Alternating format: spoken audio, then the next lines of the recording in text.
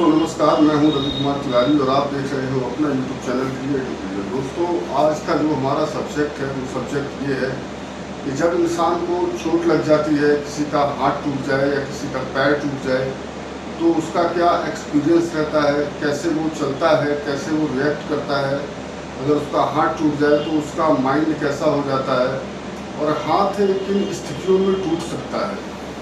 तो आज हम इस विषय पर चर्चा करेंगे। सबसे पहले तो मैं आपको ये बता दूं कि ये ज़रूरी नहीं है कि आपका जो हाथ है या पैर है ये किसी बाइक से या किसी रोड एक्सीडेंट में टूट सकता है।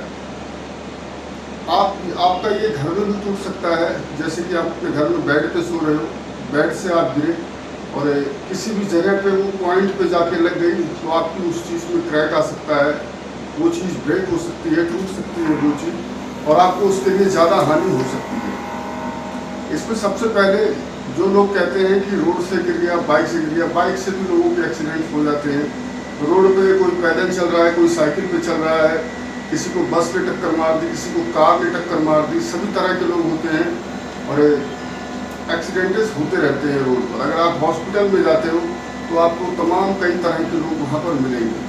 तो आज मैं आपको अपनी कहानी बता रहा हूँ कि आप ये देख रहे होंगे मेरे को पट्टी लगी हुई है, ये आप देख सकते हो। इसको इस तरीके से ऐसे हमेशा लगाने के लिए बोला हुआ है, लेकिन अगर इसको मैं हटा भी देता हूँ तो ये हाथ इससे ज़्यादा नीचे नहीं जाता, क्योंकि इससे ज़्यादा नीचे करने से दर्द होने लगता है शोल्डर में, जहाँ पे जो है फ्रैक्चर आया है, जहाँ पे चोट लगी हुई है। और ये कोई रोड में नहीं हुआ है, ये दोस्तों घर पर हुआ जो है। मैं अपने घर पे आया और चेयर पे चढ़ा, प्लास्टिक की चेयर जो होती है हमारे घरों में, नॉर्मल चेयर्स, उस चेयर पे मैं चढ़ा कुछ सामान उतारने के लिए और दोनों हाथ मैंने ऊपर किए और सामान उतार रहा था। सडनली कुर्सी का एक पैर नीचे से, एक जो कुर्सी की 4 टांगें होती है ना, एक टांग उसमें से कुर्सी की टूट गई।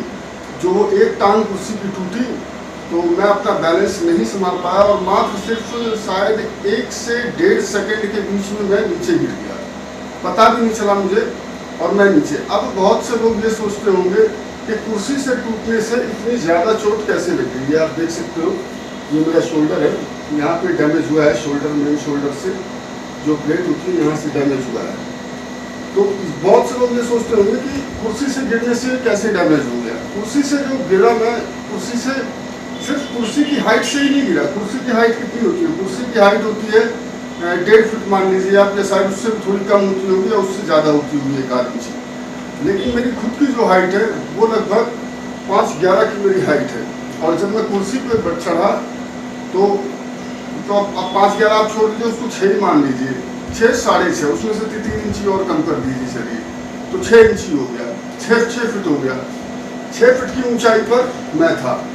इधर से ये हिस्सा हटा दीजिए, मतलब 5.5 फीट, 5.5 फीट की ऊंचाई से मेरे हाथ ऐसे थे और मैं नीचे गिरा और कंधा सडनली से ब्रेक हो जाता है। इसके बाद फिर मैं हॉस्पिटल में जाता हूँ, जहाँ पर मेरा एक्सरे होता है। आप एक्सरे की रिपोर्ट भी देख सकते हो, ये डॉक्टर्स के पर्चे है जहाँ पर मैंने अपना मेडिकल कराया हुआ है। और हाथ में प्लास्टर लगा दोस्तों, 1 हफ्ते के लिए अभी बोला हुआ है। इसके बाद में अगर कुछ रिलीफ मिलता है तो शायद इसको काट दे वो, अगर रिलीफ नहीं मिलता है तो वो 1 मंथ के लिए एक और इसको प्लास्टर करेंगे, ऐसा उन्होंने कहा है। फिलहाल 20 तारीख को देखूंगा जा करके। ये चोट मेरे को 13 तारीख को लगी थी, तो सोचा आप लोगों के साथ में शेयर कर देता हूँ कि चोट सिर्फ रोड पे नहीं लगती है, आपको आपके घर में भी लग सकती है, कुर्सी से लग सकती है, कहीं से भी आप गिर सकते हो, अपने फर्श से गिर सकते हो। तो घर में भी आपको संभल के रहना है, बच के चलना है, कदम कदम पे देख के चलना है। और सब नसीब भाग्य की बात होती है, जो होना है वो होकर रहेगा, लेकिन हमें तो फिर भी अपना ध्यान रखना पड़ेगा। बस इसी के साथ दोस्तों नमस्कार, धन्यवाद, जय हिंद, जय भारत।